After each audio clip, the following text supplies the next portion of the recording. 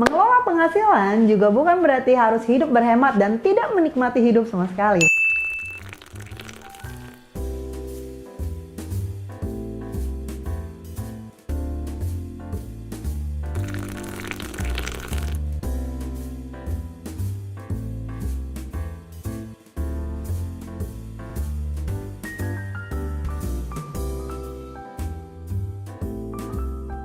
Tips 2, take 1, and action!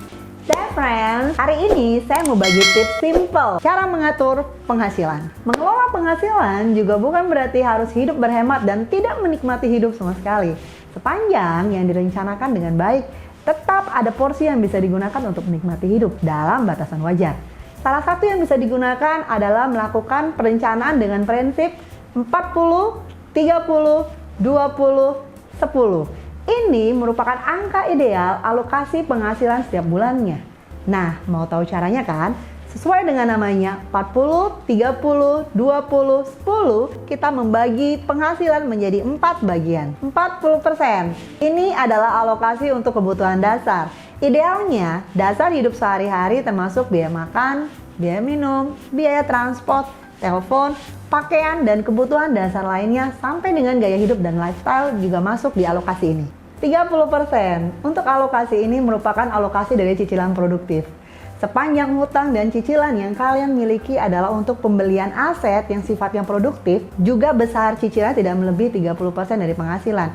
Itu masih bisa dikatakan wajar. Contohnya cicilan rumah, kendaraan, dan lain-lain. 20%. Nah, untuk alokasi ini kita bisa sebut juga untuk alokasi masa depan. Dalam konteks keuangan, ini termasuk persiapan masa depan, dana darurat, asuransi jiwa, kesehatan, dan juga investasi untuk mengembangkan kekayaan.